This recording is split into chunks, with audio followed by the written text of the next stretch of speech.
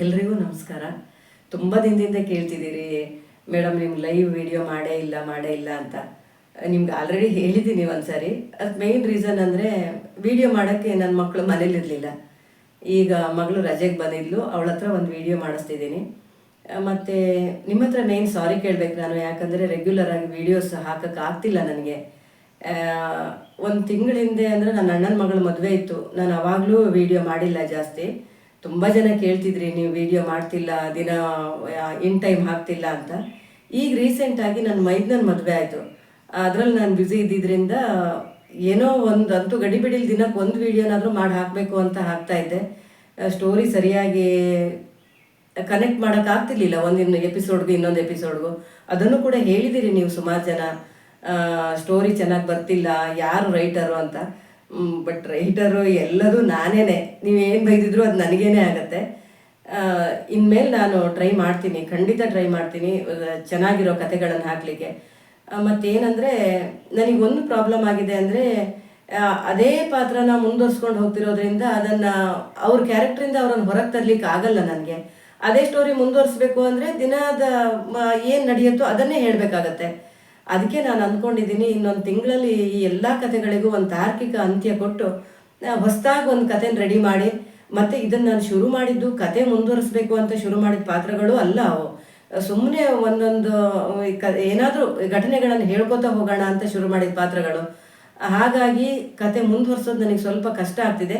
ನಿಮಗೂ ಇಷ್ಟ ಆಗ್ತಿಲ್ಲ, ಅದು ನನಗೆ ಗೊತ್ತಾಗ್ತಿದೆ. ಎಲ್ಲವೂ ಅರ್ಧಂಬರ್ಧ ಆದಂಗೆ ಆಗ್ತಾ ಇದೆ.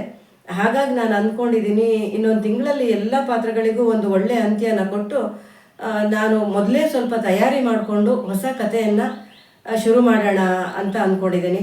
ನೀವೆಲ್ಲರೂ ಅದಕ್ಕೆ ಸಹಕರಿಸ್ತೀರಿ ಅಂತ ನಂಬಿದ್ದೀನಿ ನಾನು. ಈ ಹಿಂದೆ ಹೇಳಿದ್ದೆ, ಆದರೆ ನೀವೆಲ್ಲರೂ ತುಂಬ ಜನ ಬೇಡವೇ ಬೇಡ, ಇದೇ ಪಾತ್ರನ ಮುಂದುವರಿಸಿ ಅಂದಿದ್ರಿ. ಪಾತ್ರಗಳು ಇದೇ ಇರ್ತವೆ, ಹೆಸರು ಕೂಡ ಹೆಚ್ಚು ಕಡಿಮೆ ಇದೇ ಇರುತ್ತೆ. ಆದರೆ ಅವರ ಏನು ಹೇಳಿ, ಅದು ಕಥೆಯಲ್ಲಿ ಸ್ವಲ್ಪ ಬದಲಾವಣೆ ಆಗುತ್ತೆ. ಸುಮ್ಮನೆ ಬದಲಾವಣೆ ಮಾಡಿದ್ರೆ ನಿಮಗೂ ಕಿರಿಕಿರಿ ಅನಿಸ್ಬೋದು. ಹಾಗಾಗಿ ನಾನು ಮೊದಲಿಂದ ಶುರು ಮಾಡ್ತೀನಿ, ಹೇಗಾಗತ್ತೆ ನೋಡೋಣ. ಇದಕ್ಕಿಂತ ಚೆನ್ನಾಗಿ ಮಾಡ್ತೀನಿ ಅಂತ ಅಂದ್ಕೊಂಡಿದ್ದೀನಿ, ನಿಮಗೂ ಇಷ್ಟ ಆಗತ್ತೆ ಅಂದ್ಕೊಂಡಿದ್ದೀನಿ.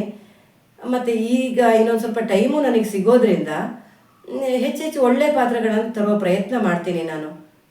ಮತ್ತೊಂದು ವಿಚಾರ ನಿಮಗೆಲ್ರಿಗೂ ಹೇಳಬೇಕು, ಎಲ್ರಿಗೂ ಅಂದರೆ ಎಲ್ರಿಗೂ ಅಲ್ಲ, ಕಮೆಂಟ್ ಮಾಡ್ತೀರಿ. ತುಂಬ ಜನ ಡೇ ಒನ್ನಿಂದ ಕಮೆಂಟ್ ಮಾಡ್ತಿದ್ದೀರಿ, ಅದಕ್ಕೆ ಖಂಡಿತ ನಾನು ಆಭಾರಿ ಆಗಿದ್ದೀನಿ ನಿಮಗೆ.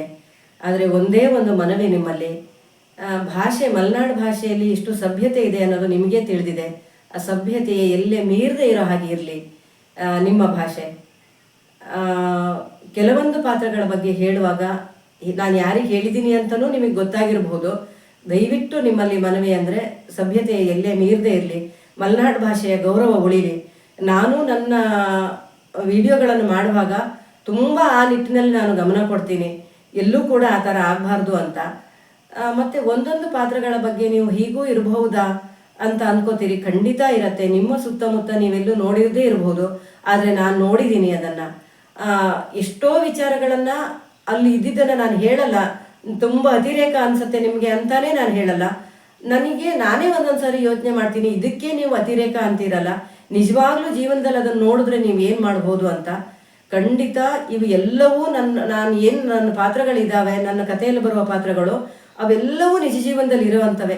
ನೇರ ಅದನ್ನೇ ಹೇಳದೇ ಇರ್ಬೋದು, ಅದು ಖಂಡಿತ ಅದು ತುಂಬ ಹತ್ತಿರ ಆಗಿರೋ ಹಾಗೆ ಮಾಡಿರ್ತೀನಿ. ನೀವು ಯಾರು ಇದು ಅತಿರೇಕ ಅಂದ್ಕೊಳ್ಳೋದು ಬೇಡ, ಅದು ಖಂಡಿತ ಆಗತ್ತೆ. ಇವತ್ತಲ್ದಿದ್ರೆ ಇನ್ನೊಂದು ದಿವಸ ನಿಮಗೂ ಕೂಡ ಅದು ಅನುಭವಕ್ಕೆ ಬರ್ಬೋದು, ಹೌದು ಈ ಥರದ ಜೀವನನೂ ಜನರಿಗೆ ಇರುತ್ತೆ ಅಂತ. ಹಾಗಾಗಿ ಅವ್ರಗಳ ಬಗ್ಗೆ ಕಮೆಂಟ್ ಮಾಡುವಾಗ ದಯಮಾಡಿ ಸಭ್ಯತೆ ಎಲ್ಲೇ ಮೀರದೆ ಕಮೆಂಟ್ ಮಾಡಿ. ಫಾರ್ ಎಕ್ಸಾಂಪಲ್, ಸೌಜನ್ಯ ಪಾತ್ರ ತುಂಬ ಸೂಕ್ಷ್ಮವಾದ ಪಾತ್ರ ಅದು. ಅದರ ಬಗ್ಗೆ ಹೇಳುವಾಗ ಇನ್ನೂ ಹೇಳಬೇಕು ಅನಿಸುತ್ತೆ ನನಗೆ. ಆದರೆ ನೀವುಗಳು ಒಂದೊಂದು ಕಮೆಂಟ್ ಮಾಡುವಾಗ ಅದು ಬೇಡ, ಅದು ಹಾಗಿದೆ ಹೀಗಿದೆ ಅನ್ನುವಾಗ ಬೇಡ. ಆ ಥರದವರು ಯಾರಾದರೂ ಇದನ್ನು ನೋಡಿದಾಗ ಅವ್ರ ಮನಸ್ಸಿಗೆ ಇನ್ನೂ ಘಾಸಿ ಆಗ್ಬೋದು, ಬೇಡ ಅಂತ ನಾನು ಅದನ್ನು ಅಲ್ಲಿಗೆ ಬಿಡೋ ಪ್ರಯತ್ನ ಮಾಡ್ತೀನಿ. ಅದು ಸ್ವಲ್ಪ ಹೇಳ್ತೀನಿ, ನೋಡಿ ಏನು ಮಾಡ್ಬೋದು ಅಂತ ನೀವೇ ಹೇಳಿ. ಇನ್ನೊಂದಂದರೆ, ತುಂಬ ಜನ ಹೇಳಿದ್ರಿ ಪಟಾಕಿ ಪಾತ್ರನ ಪದೇ ಪದೇ ಬದಲಾಯಿಸ್ತಿದ್ದೀರಿ ಅಂತ. ಹೌದು, ನನಗೂ ಅನ್ನಿಸ್ತಿದೆ. ಆದರೆ ಅವನಿಗೆ ಸರಿ ಹೊಂದುವಂಥ ಕ್ಯಾರೆಕ್ಟರ್ ಸಿಗ್ತಿಲ್ಲ ನನಗೆ. ನಾನು ಮತ್ತು ಈಗ ಸ್ವಲ್ಪ ಫ್ರೀ ಆಗಿರೋದ್ರಿಂದ ಯಾವ ಕ್ಯಾರೆಕ್ಟ್ರಿಗಾದರೂ ಇನ್ನೊಂದು ಬೇರೆ ಡ್ರೆಸ್ ಹಾಕಿ ಆ ಥರ ಏನೋ ನಿಮಗೆ ಇಷ್ಟವಾಗುವಂಥ ಪಟಾಕಿನ ತರಲಿಕ್ಕೆ ಪ್ರಯತ್ನ ಪಡ್ತೀನಿ. ಮತ್ತು ಇನ್ನೊಂದಂದರೆ ತುಂಬ ವ್ಯೂವರ್ಸ್ ಕಡಿಮೆ ಆಗಿದ್ದಾರೆ. ನಿಮಗೆ ಗೊತ್ತಾಗ್ತಿದೆ ಯಾಕೆ ಹೀಗಾಗ್ತಿದೆ ಅಂತ ನನಗೆ ಅರ್ಥ ಆಗ್ತಿಲ್ಲ. ನಾನು ಆರಂಭದಲ್ಲಿದ್ದ ಒಂದು ಅರ್ಧ ಭಾಗ ಕೂಡ ಇಲ್ಲ.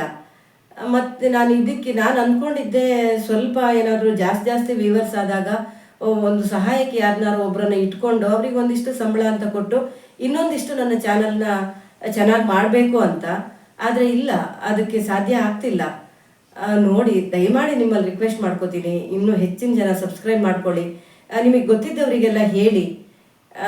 ನನಗೆ ತುಂಬ ಸರಿ ಅನಿಸತ್ತೆ, ಹೆಚ್ಚಿನ ಸರಿ ಮಲೆನಾಡಿನವರಿಗೆ ಮಲೆನಾಡು ಭಾಷೆ ಇಷ್ಟ ಆಗಲ್ಲ. ಮಲೆನಾಡಿಂದ ಹೊರಗೆ ಹೋಗಿ ಬೆಂಗಳೂರು ಅಥವಾ ಹೊರದೇಶದಲ್ಲಿ ಇರೋರು ತುಂಬ ಇಷ್ಟಪಡ್ತಾರೆ ಬಿಟ್ಟರೆ ಮಲೆನಾಡಲ್ಲಿರೋರು ಮಲೆನಾಡು ಭಾಷೆನ ಇಷ್ಟಪಡಲ್ಲ. ಅದು ಯಾಕೆ ಅಂತ ಗೊತ್ತಿಲ್ಲ ನನಗೆ. ಮಾತಾಡೋಕ್ಕೂ ಇಷ್ಟಪಡಲ್ಲ ಮತ್ತು ನೋಡೋಕ್ಕೂ ಇಷ್ಟಪಡಲ್ಲ. ಇದೇ ಉತ್ತರ ಕರ್ನಾಟಕದ ಭಾಷೆನ ಅವ್ರು ಸಪೋರ್ಟ್ ಮಾಡೋದು ನೋಡುವಾಗ ನನಗನ್ಸುತ್ತೆ. ಆದರೆ ಅವ್ರು ನನ್ನ ವಿಡಿಯೋಗಳನ್ನು ಕೂಡ ನೋಡಿ ನನಗೂ ಸಪೋರ್ಟ್ ಮಾಡ್ತಾರೆ. ಅವರು ಮಲೆನಾಡವರೇ ಸ್ವಲ್ಪ ಕಡಿಮೆ ಸಪೋರ್ಟ್ ಮಾಡ್ತಿದ್ದೀರಾ ಯಾಕೆ? ನಮ್ಮ ಭಾಷೆಯ ಬಗ್ಗೆ ಅಭಿಮಾನ ಇರಲಿ, ನಮ್ಮವ್ರನ್ನ ಬೆಳೆಸೋದ್ರ ಬಗ್ಗೆ ನಮ್ಮ ಗಮನ ಇರಲಿ. ನನಗೋಸ್ಕರ ಅಂತ ಹೇಳ್ತಾ ಇಲ್ಲ, ನಮ್ಮ ಭಾಷೆಯ ಎಲ್ಲ ಚಾನಲ್ನು ಬೆಳೆಸೋ ಪ್ರಯತ್ನ ಮಾಡಿ. ನೀವು ಸಪೋರ್ಟ್ ಮಾಡಿಲ್ಲ ಅಂತ ಎಲ್ಲ ಮಲೆನಾಡಿಗರಿಗೂ ನಾನು ಹೇಳಲ್ಲ. ಖಂಡಿತ ಸಪೋರ್ಟ್ ಮಾಡೋರು ಮಾಡಿದ್ದಾರೆ. ಅವರಿಗೆ ನನ್ನ ಹೃತ್ಪೂರ್ವಕ ಧನ್ಯವಾದಗಳನ್ನು ಖಂಡಿತ ತಿಳಿಸ್ತೀನಿ. ಮತ್ತು ನಿಮ್ಗೆಲ್ರಿಗೂ ಒಂದು ಖುಷಿಯ ಸಮಾಚಾರ ಇರಬಹುದು ಇದು ಅನ್ಕೋತೀನಿ. ನನ್ನನ್ನು ಗುರುತಿಸಿ ಮಲೆನಾಡವರೇ ಆದ ಜೈಪುರ ಸಾನ್ನಿಧ್ಯ ಮಹಿಳಾ ವೇದಿಕೆಯವರು ಸುಮಾರು 22 ವರ್ಷ ಆಯ್ತಂತೆ ಅವರ ಒಂದು ಸಂಘನ ಶುರು ಮಾಡಿ ತುಂಬ ಜೋರಾಗಿ ಮಾಡ್ತಾರೆ ಕಾರ್ಯಕ್ರಮನ. ಅವರ ವಾರ್ಷಿಕೋತ್ಸವಕ್ಕೆ ನನ್ನನ್ನು ಮುಖ್ಯ ಅತಿಥಿಯಾಗಿ ಕರೆದಿದ್ರು. ನನ್ನ ಯೂಟ್ಯೂಬ್ ಅಂತ ನಾನು ಶುರು ಮಾಡಿದ್ಮೇಲೆ ಯೂಟ್ಯೂಬ್ ಮುಖಾಂತರನೇ ನನ್ನನ್ನು ಗುರುತಿಸಿ ಮೊದಲ ಸನ್ಮಾನ ಮಾಡಿದವರು ಅವರು. ಅವರಿಗೆ ನಾನು ಈ ವಿಡಿಯೋ ಮೂಲಕ ನನ್ನ ಹೃತ್ಪೂರ್ವಕ ಧನ್ಯವಾದಗಳನ್ನು ತಿಳಿಸ್ತೇನೆ. ತುಂಬ ಖುಷಿಯಾಗತ್ತೆ. 22 ವರ್ಷದ ಒಂದು ಸಂಘ ನನ್ನನ್ನು ಮುಖ್ಯ ಅತಿಥಿಯಾಗಿ ಕರೆದಿದ್ದು, ನಾನು ಅದಕ್ಕೆ ಅರ್ಹಳೋ ಇಲ್ವೋ ಅನ್ನೋ ಒಂದು ಅನುಮಾನ ಇತ್ತು. ಆದರೆ ಅಲ್ಲಿಗೆ ನಾನು ಹೋದಾಗ ಅವರೆಲ್ಲರೂ ತುಂಬ ಗೌರವದಿಂದ ನಡೆಸ್ಕೊಂಡ್ರು ನನ್ನನ್ನು. ಈ ಮಹಿಳಾ ವೇದಿಕೆಯಲ್ಲಿರೋ ಸುಮಾರು 60 ಮಹಿಳೆಯರ ಹೊಂದಾಣಿಕೆನೇ ನಂಗೆ ತುಂಬ ಖುಷಿ ಕೊಡ್ತಿತ್ತು, ಆಶ್ಚರ್ಯನೂ ಆಗಿತ್ತು. ಒಂದು ಆಟೋಟ ಸ್ಪರ್ಧೆ ಇರಲಿ, ಸಾಂಸ್ಕೃತಿಕ ಕಾರ್ಯಕ್ರಮ ಇರಲಿ, ಎಷ್ಟು ಆಸಕ್ತಿಯಿಂದ ಭಾಗವಹಿಸ್ತಿದ್ರು ಅಂದರೆ ಅವರೆಲ್ಲ 40ರ ಆಸುಪಾಸಿನವರು ಅಂತ ಅನ್ನಿಸ್ತಾನೇ ಇರಲಿಲ್ಲ. ಅವರ ಜೀವನೋತ್ಸಾಹ ನಿಜಕ್ಕೂ ಮೆಚ್ಚಬೇಕಾಗಿದ್ದೆ. ನಾನಂತೂ ಯಾವಾಗಲೂ ಮನೆ ಕೆಲಸ, ವಿಡಿಯೋ ಇದರಲ್ಲೇ ಮುಳುಗಿರ್ತಿದ್ದೆ. ನನಗೊಂದು ಹೊಸ ಲೋಕನೇ ನೋಡಿದಾಗ ಆಗ್ಬಿಟ್ಟಿತ್ತು ಅಲ್ಲಿ. ಈ ಹಳ್ಳಿಲಿರೋ ನನ್ನನ್ನು ಗುರುತಿಸಿ ಒಂದು ಭಾಷಣ ಮಾಡೋಕ್ಕೆ ಅವಕಾಶ ಮಾಡಿಕೊಟ್ಟಿದ್ರು. ಅದಕ್ಕಾಗಿ ಅವರಿಗೆ ಈ ಮೂಲಕ ನಾನು ಧನ್ಯವಾದನ ತಿಳಿಸ್ತೀನಿ. ಇನ್ನೊಂದು ವಿಚಾರ ಅಂದರೆ, ಕೆಲವು ಕಡೆ ಹೋದಲ್ಲೆಲ್ಲ ಜನ ನನ್ನನ್ನು ಗುರುತಿಸ್ತಾ ಇದ್ದಾರೆ. ಮಲ್ನಾಡ್ ಪಟಾಕಿ ಕಾರ್ಟೂನ್ ಚಾನಲ್ ಅವರಲ್ಲ ನೀವು ಅಂತ ಖುಷಿ ಆಗುತ್ತೆ. ಮೊನ್ನೆ ಕೂಡ ಹೊಸನಗರ ಹೋಗಿದ್ದೆ, ಅಲ್ಲೂ ಕೂಡ ಒಬ್ಬ ಕಾಲೇಜ್ ವಿದ್ಯಾರ್ಥಿನಿ, ಸಾರಿ ನಂಗೆ ಅವಳ ಹೆಸರು ನೆನಪೋಯ್ತು ಈಗ, ಅವಳು ಹೇಳಿದ್ಲು, ನಾನು ನೋಡ್ತೀನಿ ಡೈಲಿ, ಭಾಳ ಖುಷಿ ಆಯಿತು. ಅದು ಹೇಗೂ ನನ್ನ ತವರೂರು, ಅಲ್ಲಿಯವರು ಯಾರು ಗುರ್ಸಾಗಂತೂ ಭಾಳ ಖುಷಿ ಆಗುತ್ತೆ. ಇನ್ನೂ ಸುಮಾರು ಜನ ಹೇಳ್ತಾರೆ ಹಾಗೆ. ಎಲ್ಲಾದರೂ ಸಿಕ್ಕಿದಾಗ ಖಂಡಿತ ನೀವು ನನ್ನ ಗುರ್ತಾದರೆ, ನಿಮ್ಮ ಗುರುತು ನನಗೆ ಆಗಲ್ಲ, ನೀವು ಯಾರಂತಲೇ ಗೊತ್ತಾಗಲ್ಲ, ಸಿಕ್ಕಿದಾಗ ಖಂಡಿತ ಮಾತಾಡಿಸಿ, ನಂಗೆ ಭಾಳ ಖುಷಿ ಆಗುತ್ತೆ. ನಿಮ್ಮಲ್ಲಿ ಇನ್ನೊಂದು ಮನವಿ ಅಂದರೆ, ನನ್ನ ಅಮೂಲ್ಯ ಆಪ್ತ ಚಾನಲ್, ಅದಕ್ಕೂ ಕೂಡ ಹೀಗೆ ಸಪೋರ್ಟ್ ಮಾಡಿ, ಇದಕ್ಕಿಂತ ಹೆಚ್ಚು ಸಪೋರ್ಟ್ ಮಾಡಿ. ನಿಮ್ಮಲ್ಲಿ ಮೊದಲೇ ಹೇಳಿದ್ದೆ ನಾನು, ಈಗ ಅದೊಂದು ಮಾನಿಟೈಸ್ ಆಗಬೇಕು ಅಂದರೆ 1000 ಸಬ್ಸ್ಕ್ರೈಬರ್ಸ್ ಆಗಬೇಕು, 4000 ಗಂಟೆ ಅದನ್ನು ನೋಡಿರಬೇಕು. ನಿಮ್ಮೆಲ್ಲರ ಸಪೋರ್ಟ್ ಇದ್ದರೆ ಅದು ಖಂಡಿತ ಕಷ್ಟದ ಕೆಲಸ ಅಲ್ವೇ ಅಲ್ಲ. ತುಂಬ ಜನ ಹೇಳ್ತಾರೆ ಈ ವಿಡಿಯೋಗಳಿಗಿಂತ ಅದೇ ಮಹಾಭಾರತದ ವಿಡಿಯೋಗಳೇ ತುಂಬ ಚೆನ್ನಾಗಿ ಬರುತ್ತೆ, ನೀವು ಅದನ್ನೇ ಜಾಸ್ತಿ ಮಾಡಿ ಅಂತ. ಆದರೆ ಈಗ ನಾನು ಮಲೆನಾಡಲ್ಲೇ ಇರೋದ್ರಿಂದ, ಇಲ್ಲಿಯ ಘಟನೆಗಳನ್ನು ನೋಡೋದ್ರಿಂದ ಸಹಜವಾಗಿ ಕೆಲವೊಂದು ವಿಡಿಯೋಗಳನ್ನು ಬೇಗ ಮಾಡಿಬಿಡ್ತೀನಿ. ಅದಕ್ಕೆ ಯಾವುದೇ ಪೂರ್ವ ತಯಾರಿ ಬೇಡ. ಆದರೆ ಗೊತ್ತಲ್ಲ ನಿಮಗೆ, ಮಹಾಭಾರತ ಅನ್ನೋದು ಅದರ ಬೆಲೆ ಏನಿದೆ. ಖಂಡಿತ ನಾನು ಯೋಗ್ಯಳಲ್ಲ ಅದಕ್ಕೆ. ಅದು ಒಂದು ಸಾಸಿವೆ ಕಾಳಷ್ಟು ಕೂಡ ಅದರದ್ದು ನನಗೆ ಹೇಳಲಿಕ್ಕಾಗಲ್ಲ.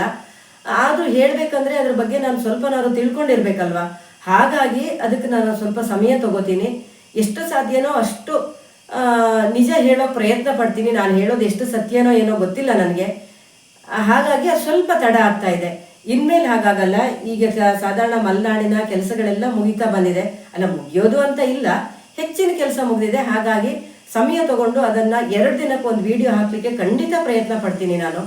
ದಯಮಾಡಿ ಅದನ್ನು ಸಪೋರ್ಟ್ ಮಾಡಿ, ಅದು ಮಾನಿಟೈಸ್ ಆಗಲಿಕ್ಕೆ ಒಂದು ಅವಕಾಶ ಮಾಡಿಕೊಡಿ ಅಂತ ಈ ಮೂಲಕ ಕೇಳ್ಕೊತೀನಿ ನಾನು. ಮತ್ತೊಮ್ಮೆ ಕೇಳ್ಕೊತೀನಿ. ನಾನು ಈ ಕತೆಗೆಲ್ಲ ಒಂದು ತಾರ್ಕಿಕ ಅಂತ್ಯ ಕೊಟ್ಟು ಇನ್ನೊಂದು ಕತೆನ ಶುರು ಮಾಡ್ತೀನಿ. ನಿಮ್ಮ ನೆಂಟರಿಗಾಗಲಿ ಫ್ರೆಂಡ್ಸಿಗಾಗಲಿ ಎಲ್ರಿಗೂ ಹೇಳಿ, ಸಪೋರ್ಟ್ ಮಾಡ್ಲಿಕ್ಕೆ ಹೇಳಿ. ಕೇವಲ ನನ್ನನ್ನು ಮಾತ್ರ ಅಲ್ಲ, ಮಲೆನಾಡು ಭಾಷೆನೂ ಸಪೋರ್ಟ್ ಮಾಡಿ ಅಂತ ಕೇಳ್ಕೊತೀನಿ. ಇನ್ನೊಂದು ವಿಡಿಯೋ ಯಾವಾಗ ಮಾಡೋಕ್ಕಾಗತ್ತೋ ಗೊತ್ತಿಲ್ಲ. ಇನ್ನೊಂದು ತಿಂಗಳ ನಂತರ ನನ್ನ ಮಗ ಎಕ್ಸಾಮ್ ಎಲ್ಲ ಮುಗಿಸಿ ಮನೆಗೆ ಬರ್ತಾನೆ. ಅವಾಗ ಸಾಧ್ಯ ಆದರೆ ಒಂದು 15 ದಿವ್ಸಕ್ಕೆ ಒಂದು ಸಾರಿ ಲೈವಲ್ಲಿ ವಿಡಿಯೋ ಮಾಡೋಕ್ಕೆ ಟ್ರೈ ಮಾಡ್ತೀನಿ. ಮಾಡೇ ಮಾಡ್ತೀನಿ ಅಂತ ಹೇಳಲ್ಲ, ಸುಳ್ಳು ಹೇಳ್ದಾಗತ್ತೆ. ಖಂಡಿತ ಟ್ರೈ ಮಾಡ್ತೀನಿ. ಇನ್ನೊಂದು ಸಾರಿ ನಿಮ್ಮ ಹತ್ರ ಕೇಳ್ಕೊಳ್ಳೋದಿಷ್ಟೇ, ಎರಡೂ ಚಾನಲ್ನ ಸಪೋರ್ಟ್ ಮಾಡಿ, ಬೆಳೆಯೋಕ್ಕೆ ಅವಕಾಶ ಮಾಡಿಕೊಡಿ.